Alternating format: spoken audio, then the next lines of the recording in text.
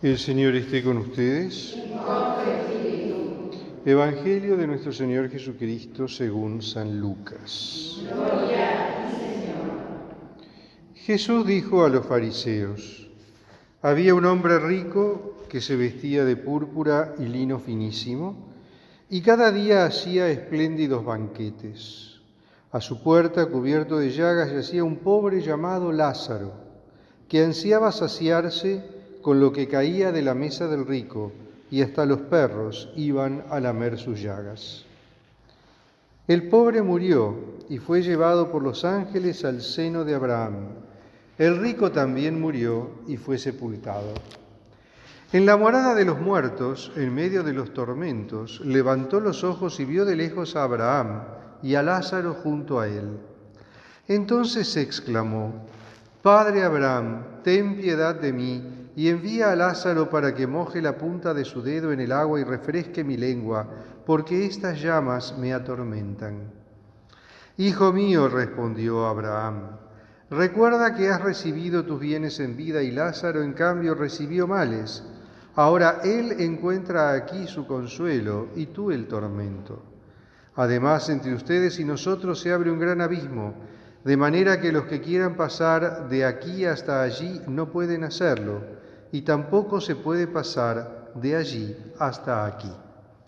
El rico contestó: te ruego entonces, Padre, que envíes a Lázaro a la casa de mi padre, porque tengo 5 hermanos, que él los prevenga, no sea que ellos también caigan en este lugar de tormento.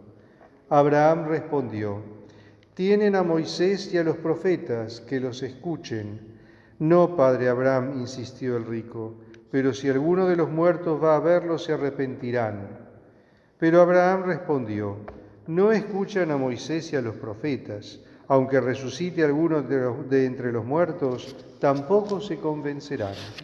Palabra del Señor. Gloria a ti, Señor Jesús.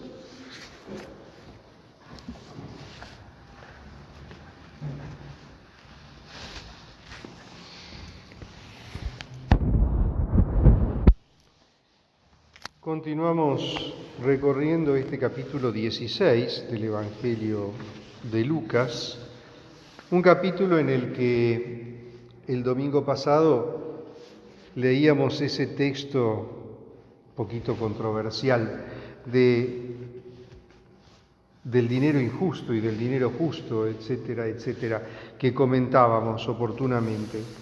Y ahora, tras la crítica que le hacen los fariseos justamente por estas cosas que el Señor había dicho, y la crítica no está exenta de lógica, porque si nosotros entendemos que para su mentalidad los bienes materiales eran una bendición de Dios, que de hecho lo son, para ellos la acumulación de bienes materiales, en cierto modo, y teniendo en cuenta la naturaleza humana caída por el pecado original, teniendo en cuenta la avaricia y la codicia, ellos muchas veces habían hecho de la acumulación de bienes un objetivo de vida, una finalidad en sus vidas. Entonces el Señor les presenta esta otra parábola.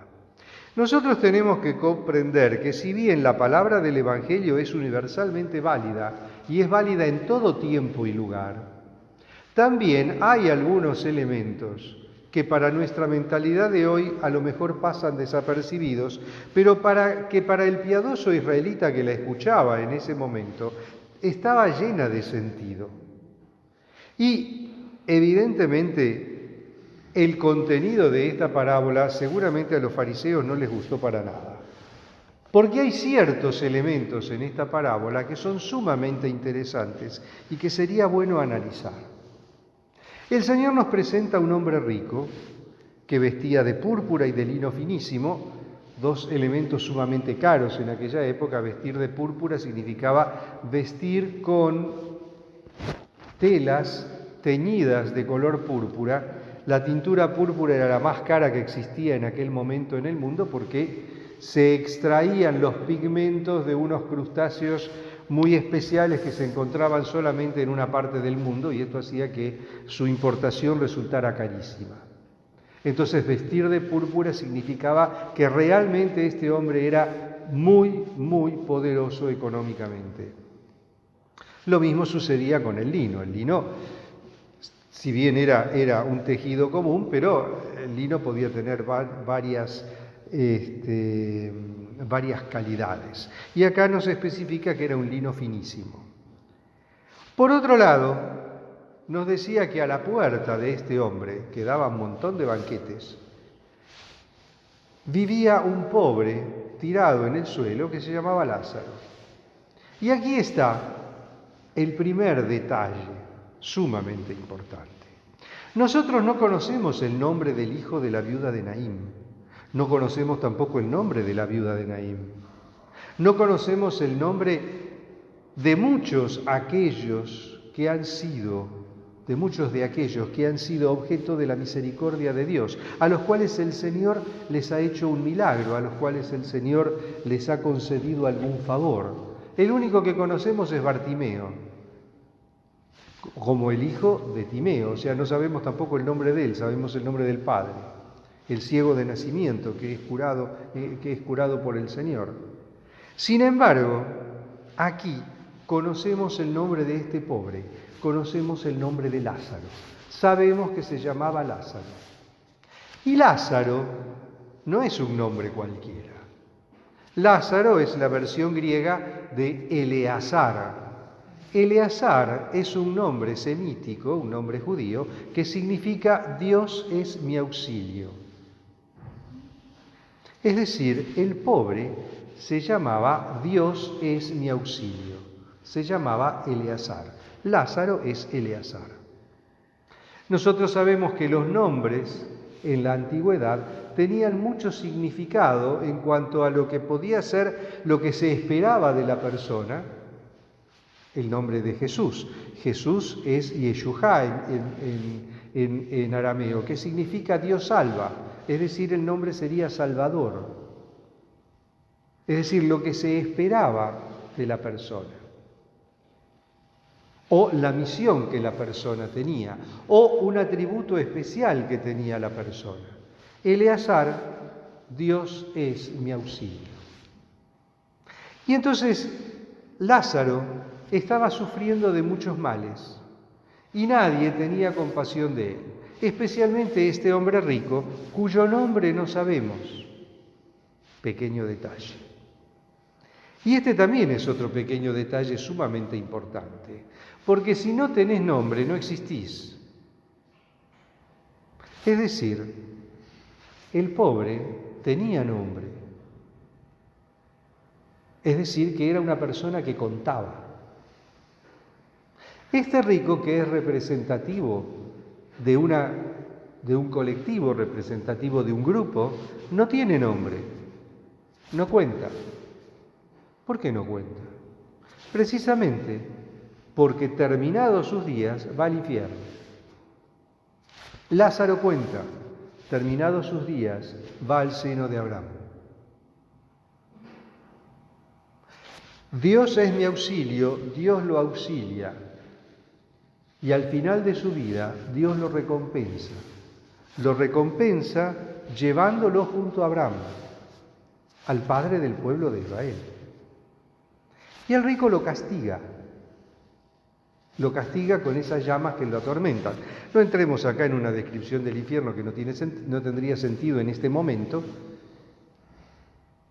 pero mientras el pobre ha sido llevado a un lugar de reposo, el rico ha sido llevado a un lugar de tormento. ¿Por qué fue llevado al lugar de tormento? ¿Por ser rico? No fue llevado al lugar de tormento por ser rico, sino por ser insensible a la necesidad del pobre. Y no de cualquier pobre, sino de un pobre concreto que tenía a la puerta de su casa. Porque seguramente este rico debía hacer grandes limosnas en el templo para contribuir al templo y para contribuir al sostenimiento del templo y para contribuir con los pobres. Pero tenía un pobre concreto ahí en la puerta de su casa, al cual no atendió. El rico no está rindiendo cuentas por los pobres en abstracto, está rindiendo cuentas por este pobre que desatendió. Por este pobre que tenía un rostro y que tenía un nombre y que para Dios cuenta. Porque en realidad para Dios no existen los abstractos, sino que existen las acciones concretas de los hombres. Y este hombre, su pecado grave no fue ser rico, su pecado grave fue ser indiferente al sufrimiento de Lázaro, no de los pobres en general. Porque podemos llenarnos la boca hablando de los pobres, podemos llenarnos la boca hablando de los necesitados, mientras tenemos un necesitado en la puerta de nuestra casa y no le llevamos el apunte, no le prestamos atención.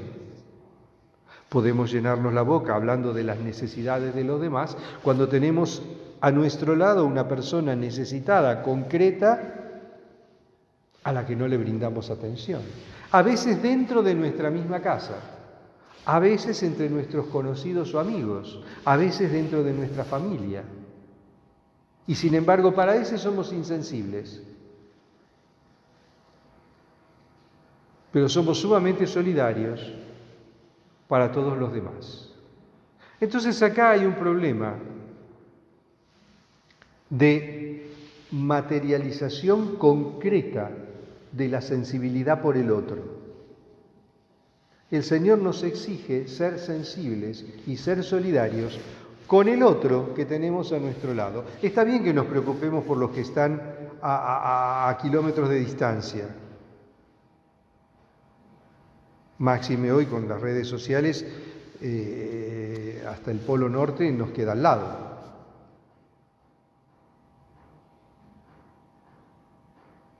Pero ante la realidad concreta de la persona que necesita y que está a nuestro lado, que está en nuestra propia casa, que está en nuestra propia familia, que está entre nuestros conocidos y amigos, esa realidad concreta no la podemos obviar y no la podemos olvidar. El Señor nos recuerda que cada hombre cuenta, que cada hombre tiene nombre y que por consiguiente, como tiene nombre, ante los ojos de Dios es alguien. Nos está recordando que cada hombre ante los ojos de Dios es importante, aunque para nosotros no lo sea. Tomemos conciencia de que somos responsables por el hermano que tenemos a nuestro lado. No nos olvidemos que la famosa pregunta de Dios a Caín fue: ¿dónde está tu hermano? ¿Qué hiciste con tu hermano?